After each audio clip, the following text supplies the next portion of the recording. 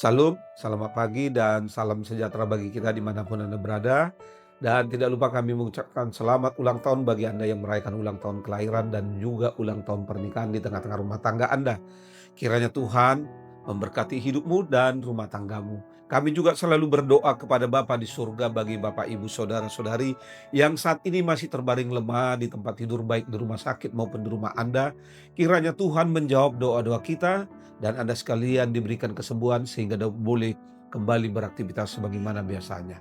Sebelum kita memulai segala sesuatu aktivitas dalam satu hari ini, mari kita terlebih dahulu mendengarkan firman Tuhan untuk hari ini yang diambil dari kitab Injil Matius pasal 20 ayat 28. Begini dikatakan, sama seperti anak manusia datang bukan untuk dilayani, melainkan untuk melayani dan untuk memberikan nyawanya menjadi tebusan bagi banyak orang. Demikian firman Tuhan. Saudara-saudari yang terkasih, secara empiris kita mendapati bahwa pada umumnya orang-orang dunia sangat gandrung dan menyukai untuk dilayani. Apalagi bila seseorang itu memiliki kedudukan atau posisi yang tinggi dan memiliki harta kekayaan yang sangat luar biasa banyaknya. Secara empiris juga banyak orang yang tidak ingin melayani, apalagi menjadi pelayan, sekalipun itu pelayan Tuhan. Saudara-saudari, jika ditanya manakah yang lebih sering kita lakukan di tengah-tengah kehidupan ini? Melayani atau dilayani?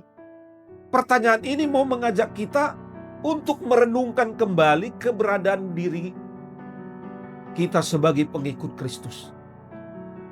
Di tengah dunia yang sering menilai keberhasilan dari seberapa banyak yang kita layani, tetapi Yesus justru memperlihatkan jalan yang berbeda, bahkan sikap yang diperlihatkannya di luar dari rasional manusia. Yesus memperlihatkan kerendahan hati dan pengorbanan. Yesus adalah raja atas segala raja yang memberikan nyawanya bagi manusia, justru datang untuk melayani manusia. Inilah teladan yang Tuhan Yesus berikan kepada kita. Jika kita diperhadapkan dengan pilihan, apakah kita mau melayani atau dilayani? Pasti kita akan lebih banyak memilih dilayani, karena melayani lebih berat dan banyak tantangan untuk kita lakukan di tengah-tengah kehidupan ini. Kita tahu melayani pasti mengandung kerepotan dan juga banyak resiko. Kita lebih banyak berkorban. Orang lain menjadi titik perhatian, bukan lagi diri kita sendiri. Berbeda dengan dilayani, karena dari diri kita menjadi titik perhatian orang lain. Karena itu melayani berarti menempatkan kepentingan orang lain di atas kepentingan diri sendiri. Ketika kita memilih untuk melayani dengan kasih, kita sedang meneladani hati Kristus yang penuh kerendahan dan kasih tanpa pamrih. Melayani bukan soal posisi, tetapi soal hati yang tulus ikhlas. Kita bisa melayani bukan hanya di gereja, juga di rumah, di tempat kerja, di sekolah, bahkan di tengah-tengah pergaulan sehari-hari. Ketika kita mau mendengar, menolong, dan memperlihatkan kasih dengan tulus.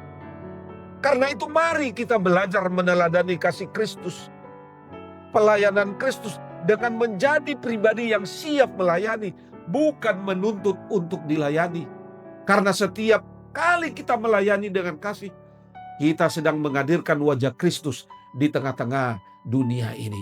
Untuk itu saudara-saudari, orang yang terlatih memenuhi panggilan melayani bukan dilayani, justru akan mengangkat dirinya, dan Tuhan Allah akan memberi anugerah yang terbaik. Sama seperti Tuhan Yesus Kristus yang mau mengosongkan dirinya untuk menebus umat manusia dari kebinasaan oleh dosa, dan dia ditinggikan oleh Allah Bapa. Sehingga Bapa mengaruniakan Yesus Kristus nama di atas segala nama. Karena itu saudara-saudari, di dalam menjalani aktivitas satu hari ini, tetaplah seperti melayani Tuhan. Selamat beraktivitas, Tuhan Yesus memberkati. Salam.